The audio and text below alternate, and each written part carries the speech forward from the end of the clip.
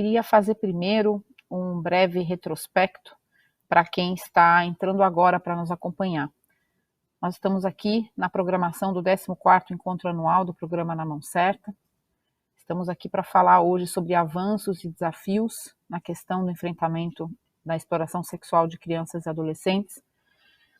E vale sempre a gente lembrar, né? O Programa Na Mão Certa é uma iniciativa da Childhood Brasil, que nasceu em 2006. Ele é pautado por um pacto empresarial contra a exploração sexual de crianças e adolescentes nas rodovias brasileiras. No início da nossa tarde, hoje, começamos com um painel chamado Momento Empresarial.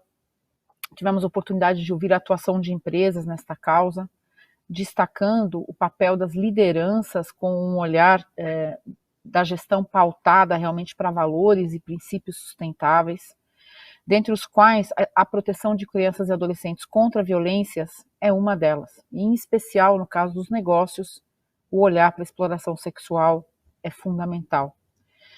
O Programa Na Mão Certa, ele preconiza que a prevenção e o enfrentamento da exploração sexual só são possíveis quando a gente alcança um compromisso intersetorial.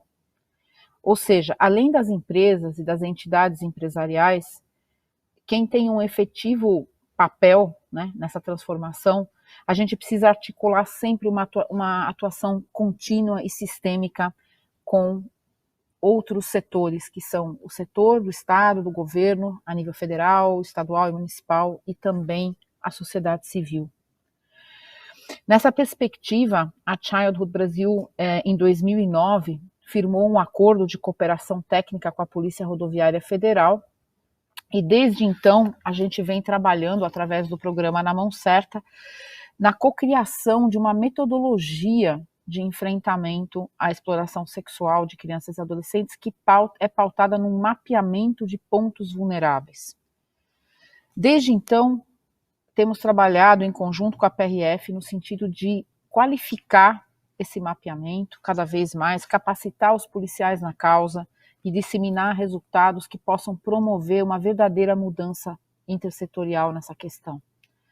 A cada nova edição bianual, a gente traz novas informações importantes sobre esse mapeamento que já acontece desde 2009. Na edição de 2012, a gente acrescentou novos pontos à metodologia.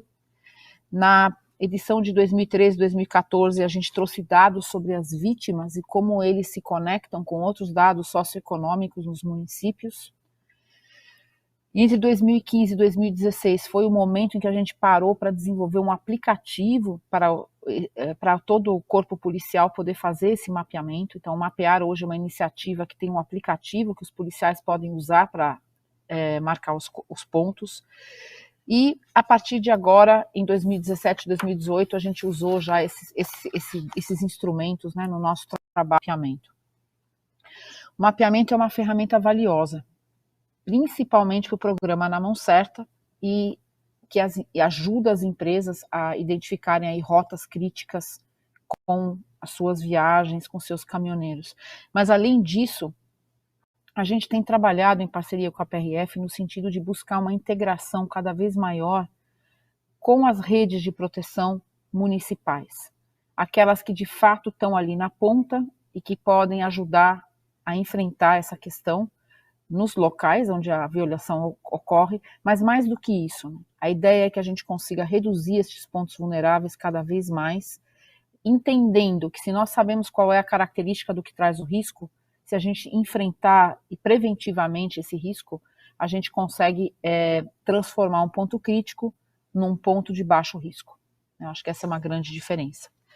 E para falar sobre a 8ª edição 2019-2020, que vamos lançar hoje aqui em primeira mão no encontro anual do Programa Na Mão Certa, está com a gente aqui o diretor-geral Eduardo Ágil de Sá, ao qual eu convido a estar comigo agora no painel. A gente vai bater um papo, eu vou fazer umas perguntas para ele sobre o mapeamento e a gente vai conseguir trocar aí as nossas experiências para que vocês da sociedade possam cada vez mais compreender a importância de um trabalho dessa natureza dentro da corporação policial, que realmente é um trabalho diferenciado. Boa tarde, doutor Eduardo, um prazer estar aqui consigo hoje, conhecê-lo agora também. e Boa espero que a tarde, gente doutora possa Eva. trocar. Obrigada. Espero que a gente possa fazer uma troca aí de perguntas e bater um papo sobre o Mapear. É uma honra para nós estarmos aqui hoje lançando esse Mapear oficialmente esse ano. E a primeira pergunta que me vem à mente, conhecendo o trabalho da PRF há tantos anos, né, como nossa parceira, é que, por natureza, a PRF sempre teve a atribuição de trabalhar no cuidado das pessoas, né, no cuidado da cidadania, na proteção das pessoas na questão do trânsito. E gostaria muito que o senhor falasse sobre esse cuidado que a PRF tem, que é tão reconhecido por toda a população, na questão dessa relação direta com a pauta de direitos humanos e a missão que vocês têm como Polícia Rodoviária Federal.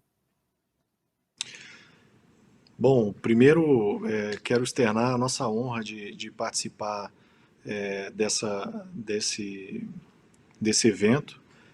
Para nós é muito importante. Ela já data de longo prazo.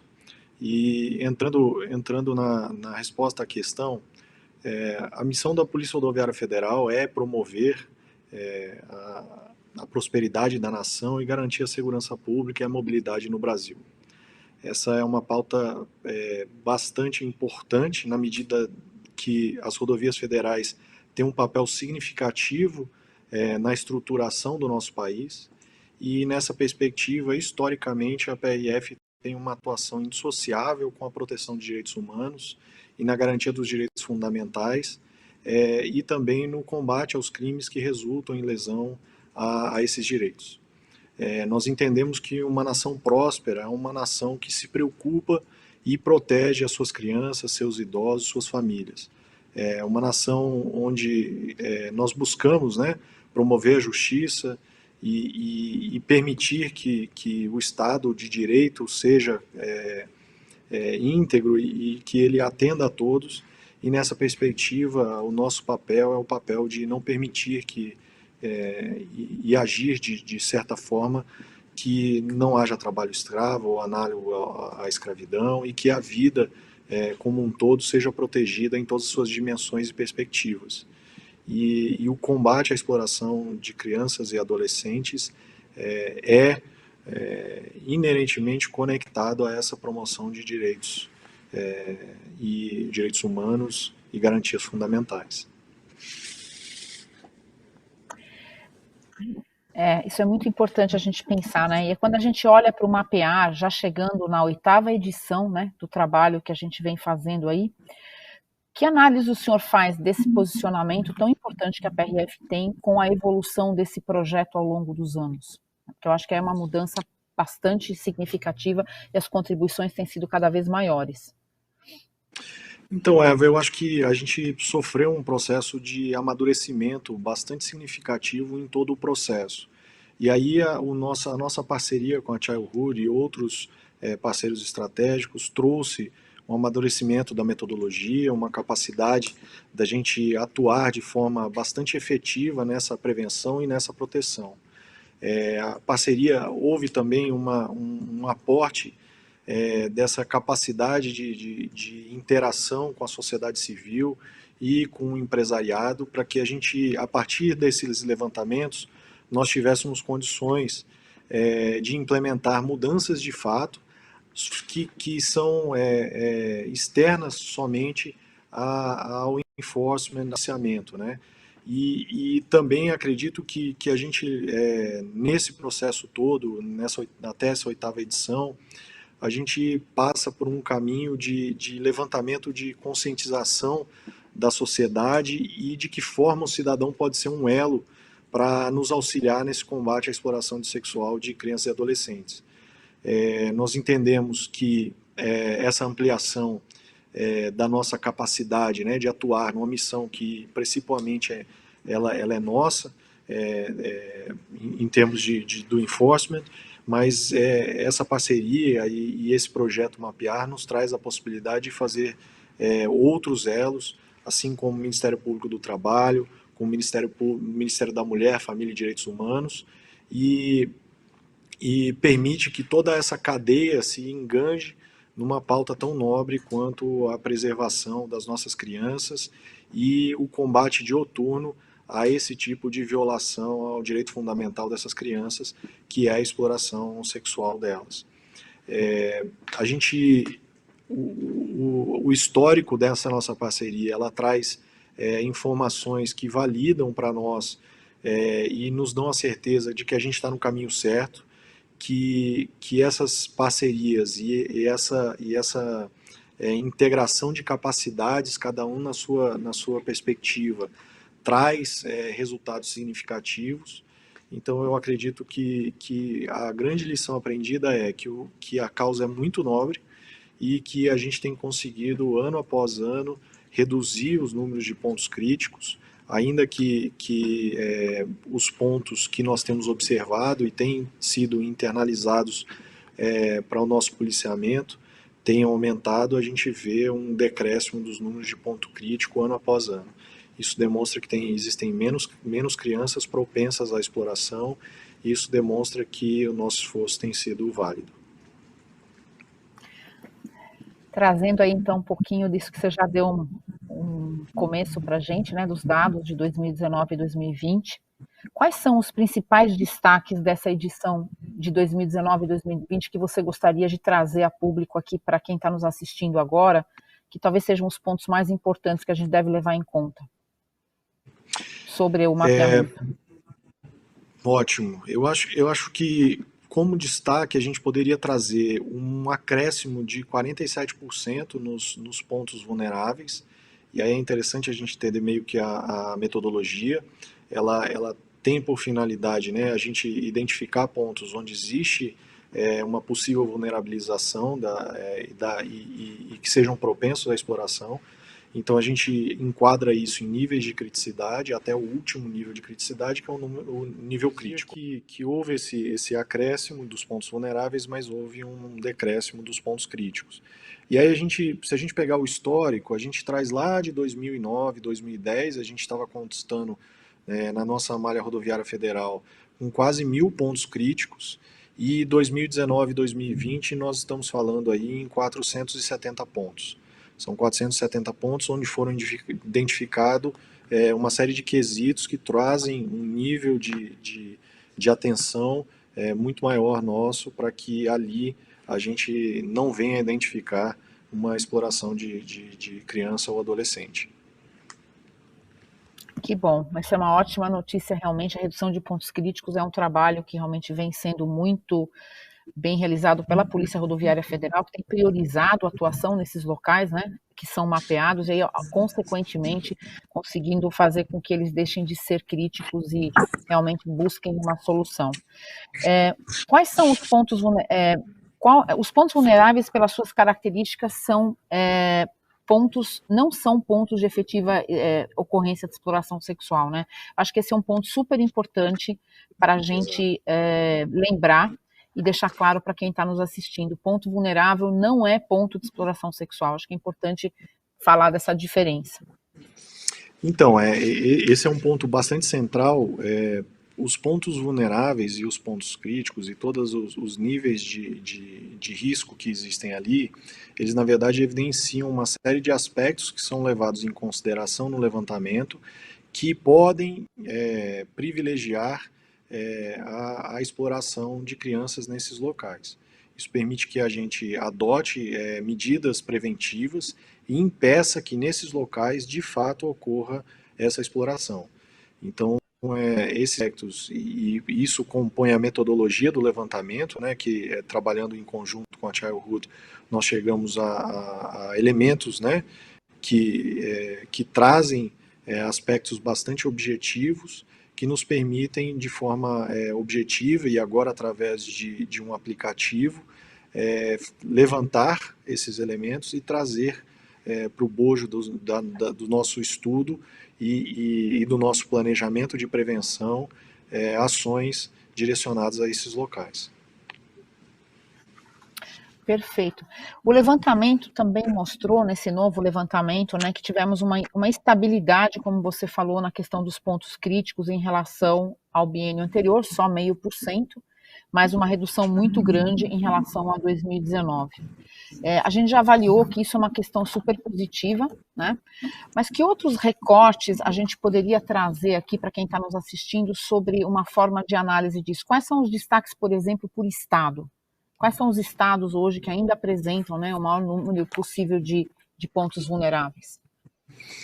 Então, basicamente a gente teve alguns estados que se destacaram nesse acréscimo. Então, a título de exemplo, a gente teve a Bahia, que saiu de sétimo lugar e passou a figurar como o segundo lugar, né, com 325 pontos. A gente tem Minas Gerais com 351 pontos e o Paraná com 388, que ficou em primeiro lugar. Ainda em quarto, a gente tem Goiás, Rio Grande do Sul ficou em quinto com 265 e Goiás em quarto com 305 locais. E aí, assim, lembrando que esses locais, eles são locais que foram mapeados para que nós tenhamos ações direcionadas de prevenção nesses locais. Então, basicamente, o estado, por exemplo, do Paraná, ao identificar esses 388 pontos, esses pontos passam a constar da nossa programação operacional e, portanto, são direcionados, é direcionado o policiamento preventivo a esse local. Um outro ponto importante é a parceria que nós fazemos tanto com a iniciativa privada, quanto com a sociedade civil organizada, quanto com os demais órgãos de governo, para que a gente alcance esses pontos, identifique os proprietários e traga mudanças para esse local, mudanças físicas e contextuais, para que esse local deixe de oferecer risco ou que privilegie a exploração naqueles locais. Então nós temos aí uma excelente oportunidade com esse mapeamento de atuarmos de forma preventiva e incrementarmos o policiamento nesses locais e também realizarmos aí ações de coordenação e de conexão com os nossos parceiros para que a gente evite que esses pontos venham a serem constatados enquanto com, de fato, exploração de crianças e adolescentes. Esse trabalho que a PRF está fazendo hoje, né, seguido do mapeamento, que vem com esse desdobramento, um desdobramento absolutamente preventivo, no sentido de ir até os locais, conversar com os estabelecimentos, buscar a transformação daquele local, envolver a rede de proteção local, né, da região nessa questão, trazer isso para a discussão. Inclusive, eu participei de vários eventos feitos pela PRF já treinando e capacitando as redes de proteção local para esse enfrentamento, quando a região é muito crítica nas rodovias. Então, a gente tem aí uma possibilidade de mudar realmente uma situação. Então, acho que das principais questões que eu vejo que a gente pode trazer para o mapear, né, além de ele ser uma ferramenta de prevenção e repressão da própria Polícia Rodoviária Federal, para suas estratégias, para suas ações, ela também é uma ferramenta que pode e deve ser utilizada pelos serviços da rede de proteção. Você poderia dar uma mensagem para os serviços da rede sobre a importância de acessarem e trabalharem com esses dados? Eu acho que a sua fala ela é muito feliz e, assim, primeiro, a Polícia Rodoviária Federal ou a própria, eu acho que toda a estrutura pública, ela sozinha não consegue resolver o problema. A gente precisa, de forma coordenada, sistêmica e articulada, trabalhar em conjunto, com base em resultados, dados e fatos, e direcionar nossos esforços. Então, acho que toda essa rede, com o mapear, nós temos condição de trazer elementos fáticos que podem direcionar ações que realmente trazem resultados e permitem que a gente entenda toda a dinâmica de exploração e toda a dinâmica da estrutura que facilita a exploração, e dessa forma a gente tem condição de atingir e de se aproximar dos empresários que estão vinculados ao setor de logística, que tem um papel central. Eu acho que as exposições anteriores foram bem felizes nessa linha. A gente tem condição de conscientizar esses proprietários desses locais que é necessário que eles ajam preventivamente e reduzam o risco. E eu acho que os parceiros regionais e locais têm um papel central nessa rede de apoio para que a gente impeça que esse nosso levantamento redunde de fato numa exploração. Perfeito.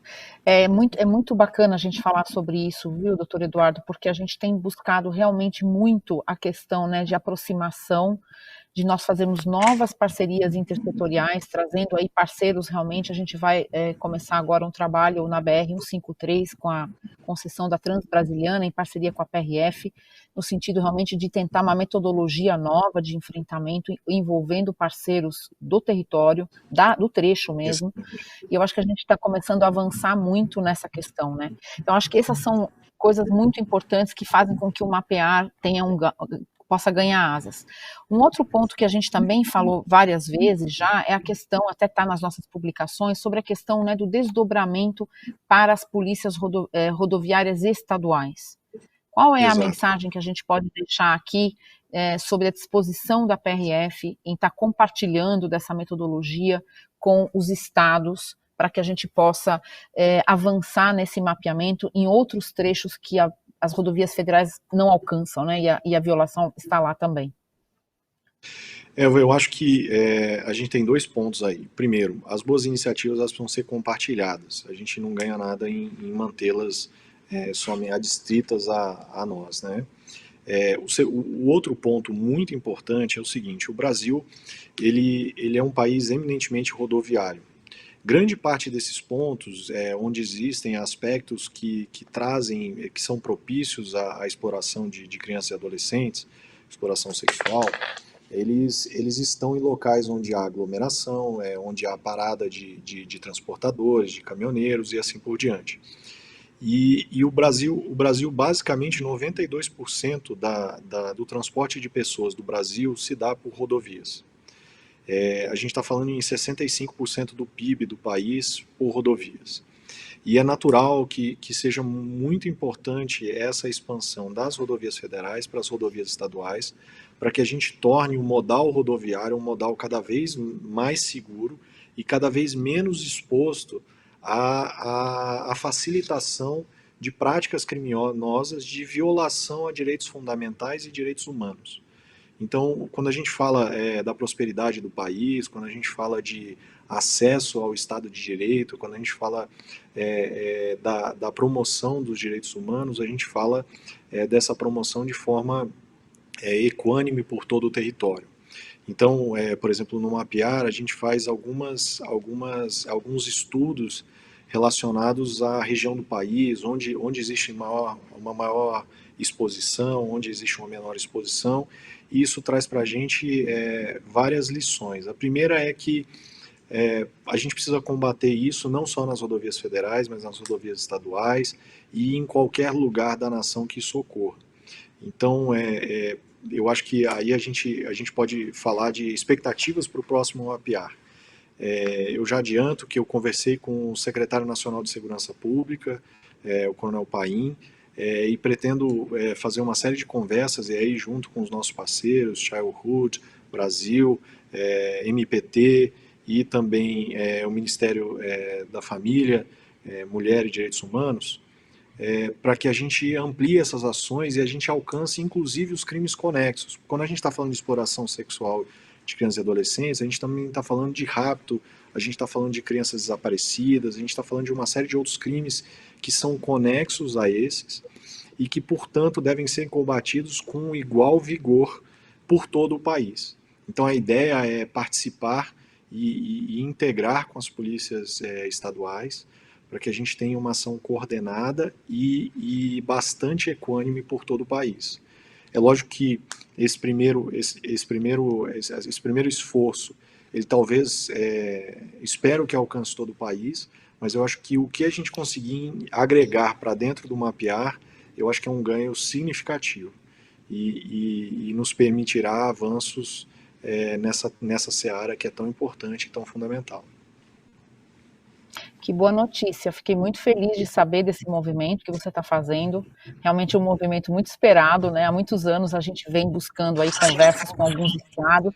Eu viajei, inclusive, com as equipes da PRF para várias regiões para a gente conversar com os superintendentes locais e principalmente com o comando geral dos batalhões estaduais.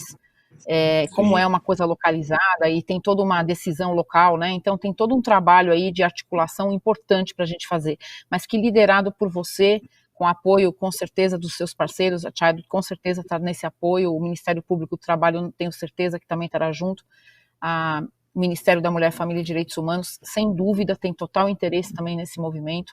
Então, a gente vai, com certeza, alcançar esse sonho que é colocar o mapear em níveis maiores no Brasil, como realmente uma metodologia que inovou, né?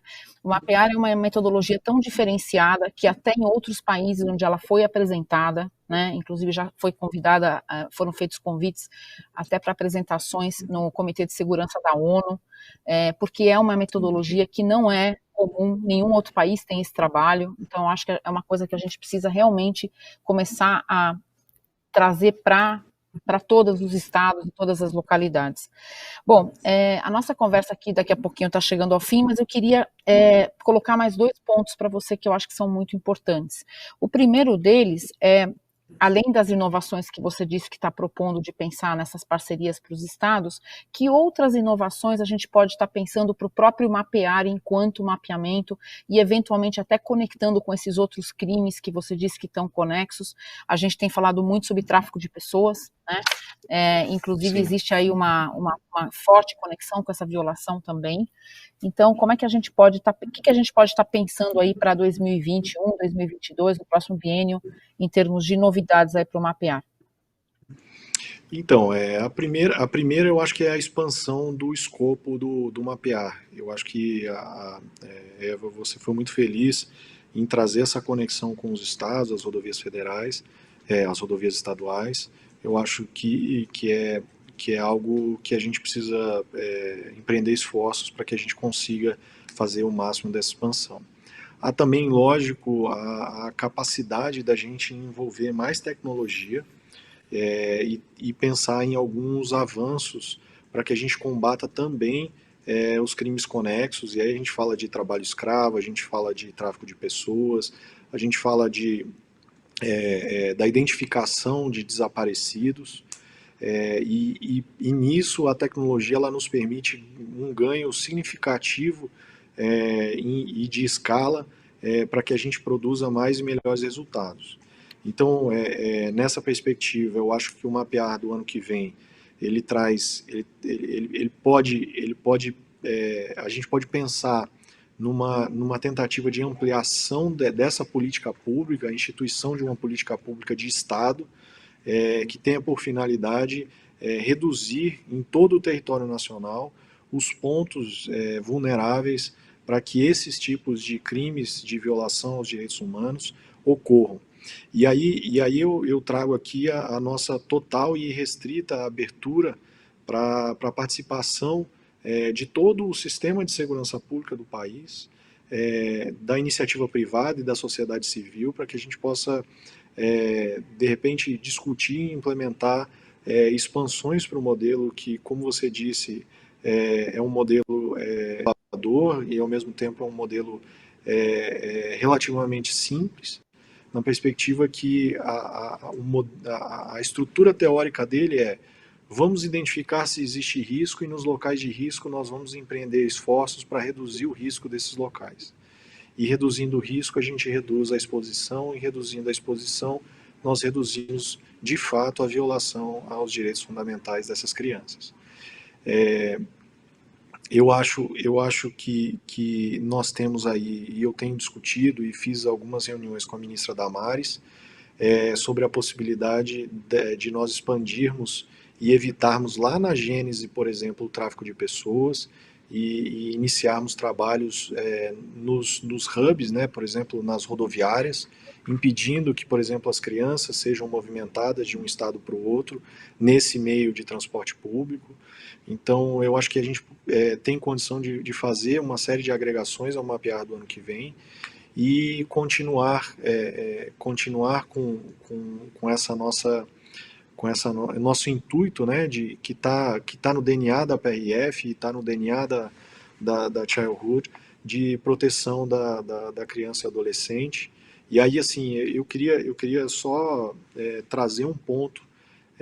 Desde 2005 até 2019, a PRF já resgatou quase 5 mil crianças em situação de Verdade. vulnerabilidade.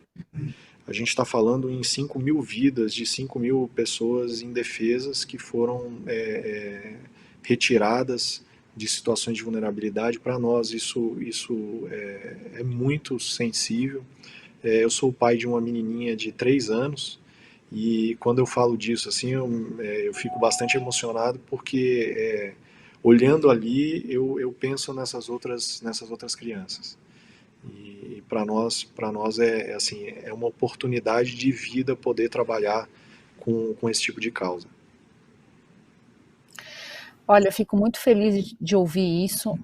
Eu justamente queria tocar nesse ponto, né? Em primeiro lugar, dizer que, como parceiro da Polícia Rodoviária Federal há mais de 10 anos, eu reconheço a sensibilidade de vocês para essa questão, né? Para a questão dos direitos humanos, para a questão especialmente da proteção de crianças e adolescentes, o cuidado que vocês têm tido com relação a como podemos conversar sobre isso com todos os policiais para que realmente seja compreendido o tipo de violação que nós estamos falando e o que precisa ser feito até no momento de quando você vai resgatar uma vítima, né? Como você vai conversar com ela, o que você vai perguntar para não revitimizar ela, como é que você vai tirar ela daquele local. A gente nem imagina, mas são situações extremamente delicadas naquele momento em que elas Sim. acontecem, né? Então, e muitas vezes essa criança está super longe de casa, né? Foi traficada, enfim, sei lá, de uma região norte para a região sul, e a gente já nem sabe mais onde é que estão a família, até a família ser localizada. Quer dizer, tem todo um desafio enorme, né, que tá nas mãos aí. Começa com a PRF e continua depois dentro do ambiente da rede de proteção, com todos os outros serviços que vocês trabalham integrados. Então, esse realmente é um desafio, e eu queria deixar registrado aqui exatamente esse ponto, né? O excelente trabalho que vocês têm feito todos esses anos. Nós, como organização da sociedade civil, temos tido, assim, a oportunidade de trabalhar juntos e realmente desenvolver coisas juntos. Isso é uma coisa que a cocriação, a colaboração, né, como foi falado no nosso primeiro painel hoje, a cooperação, inclusive do setor privado, as empresas que puderam participar de reuniões com a PRF para discutir o que é um ponto vulnerável, o que a gente entende, né, as transportadoras, as gerenciadoras de risco, que são empresas que conhecem essa realidade como ninguém, né? Eu me lembro do ponto de partida nosso, que foi como é que a gente começou a pensar onde estão os pontos vulneráveis. A primeira coisa que a gente fez, decidiu juntos, foi vamos ouvir os caminhoneiros, eles sabem aonde vamos deixar eles Uhum, contarem para a exato. gente aonde é que são os lugares. E aí a gente vai lá olhar que características esses locais têm. Então, assim, esse trabalho é um trabalho que, como você falou, ele é muito simples e, ao mesmo tempo, ele é um trabalho que requer uma persistência, né, e uma continuidade. Então, isso é o que vocês vêm Exato. fazendo, que é muito, muito importante. Então, esse trabalho de vocês realmente tem sido incrível e eu fico muito feliz de saber que a gente tem essa possibilidade de Trabalho nosso, ampliar Eva. imagina, trabalho Todos integrado nós, eu nosso, acho claro, que mas todos nós, exato. mas a gente tem a felicidade de hoje poder falar para onde é que nós vamos agora, né? Qual é o próximo passo? E sem dúvida você tocou num ponto essencial, a tecnologia. A tecnologia que nós temos hoje à nossa disposição, nós temos que aproveitar. Nós temos que aproveitar, nós temos que buscar a tecnologia para que a gente possa colocar. Espera que eu estou recebendo aqui uma pergunta no nosso chat, deixa eu só ver o que eles estão perguntando. O Paulo Pérez está perguntando, as redes de proteção trabalham com caminhoneiros autônomos e eles são receptivos à proposta do programa? Você gostaria de falar alguma coisa com relação a isso, Eduardo? Eu gostaria que você Então, respondesse. Eva, primeiro, os caminhoneiros, sejam eles autônomos ou não, têm uma participação muito grande. Eu falei ali de quase 5 mil crianças e adolescentes em situação de vulnerabilidade que foram resgatados. Nós temos uma participação muito grande desses caminhoneiros nas denúncias. E para nós, eles são uma peça essencial, porque por mais que nós sejamos mais de 10 mil policiais espalhados por todo o país, e uma série de estruturas de apoio, quem mais vê e que identifica de fato essas violações são os caminhoneiros.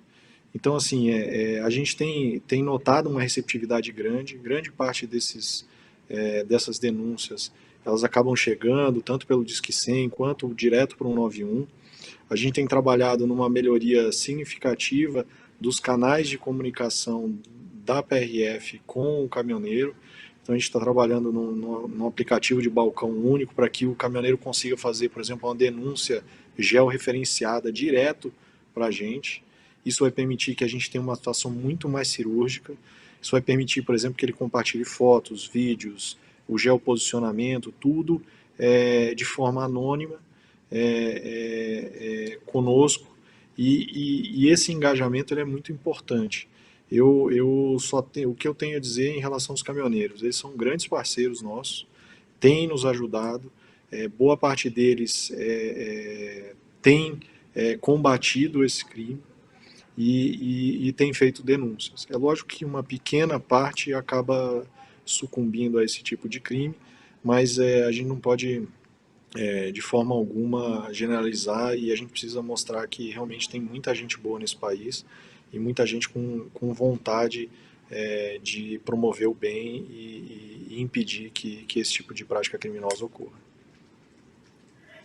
Tenho certeza que quem está nos ouvindo aqui hoje vai entender isso. Muitas vezes as pessoas também acabam, de uma certa forma, não agindo diante de um crime como esse por desconhecimento mesmo, por não entender que aquilo ali é uma violação de direitos humanos, que aquilo está fora do escopo, né, que deveria estar acontecendo, que é uma violação que coloca a criança em risco, coloca a família em risco, porque existem, enfim, uma série de entendimentos de que eventualmente a necessidade justifica os meios, né? Então, mas isso a gente sabe que não pode ser mais uma colocação para ninguém hoje. Doutor Eduardo, eu queria te agradecer por essa nossa entrevista. A gente estava aqui e conversamos aqui quase uma hora juntos agora. Foi um momento super importante para o programa Na Mão Certa.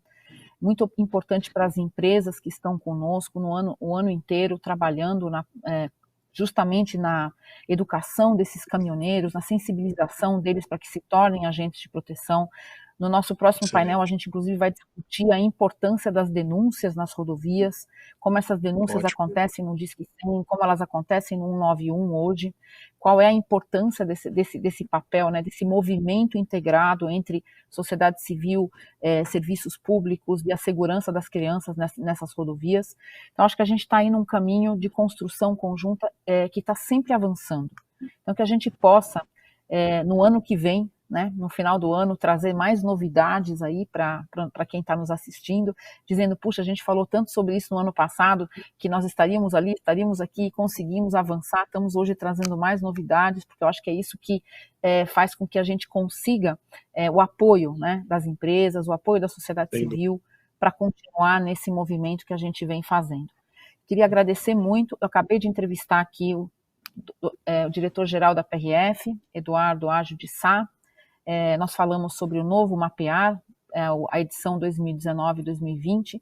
A partir de hoje, a publicação deste mapear está no nosso site, www.namãocerta.org.br. Quem quiser saber as informações completas desse mapeamento, a publicação, a cartilha do mapeamento já está disponível. Também vai estar disponível no site da PRF, que é www.prf.gov.br. Também estará lá disponível. Então, a gente agora pode começar a divulgar essas informações, vamos usar as informações que a gente tem, aonde estão os pontos vulneráveis, quais são os critérios para que a gente possa trabalhar na prevenção, no dia a dia, cada um na sua atividade, utilizando essa informação tão importante que a Polícia Rodoviária Federal coloca à nossa disposição. Eduardo, muito obrigada, coloco para você aqui as tuas palavras finais, para agradecer também a sua presença e espero que a gente possa conversar mais vezes. Sem dúvida, eu que quero agradecer, primeiro, a oportunidade e quero parabenizar, em nome da PRF, a Childhood, nessa cooperação e parceria de longo prazo. Os resultados, esses resultados que a gente ostenta com muito orgulho de resgate de crianças, ele se deve em grande parte a essas parcerias. Obrigado, Eva, pela essa parceria de longo prazo. Eu quero dizer que a PRF, na sua ação extremamente imbricada com a promoção de direitos humanos em todas as rodovias federais do Brasil, tem cada dia mais pensado e trabalhado para que a gente promova os direitos humanos. Nessa perspectiva, a gente fez algumas alterações na estrutura do órgão, o que era uma comissão e aí de caráter transitório passa a ser um serviço de direitos humanos. A gente também criou aqui o Serviço de Direitos Difusos, para que a gente possa fazer discussões de alto nível, de forma perene, constante, e que ações como essa do Projeto Mapear e tantas outras ações se eternizem enquanto uma política pública de Estado e permitam que nós avancemos enquanto sociedade, e aí com todos os nichos e todas as perspectivas da sociedade brasileira, em prol de um país mais justo, mais seguro para as nossas crianças, para os nossos idosos, para as nossas famílias, e que a cada dia a gente tenha redução bastante significativa dessas violações aos direitos humanos fundamentais. Obrigado a todos, agradeço a oportunidade, forte abraço, sucesso na continuidade desse evento. Muito obrigada, obrigada pela sua presença conosco. Espero que a gente possa estar conversando mais vezes. Até a próxima.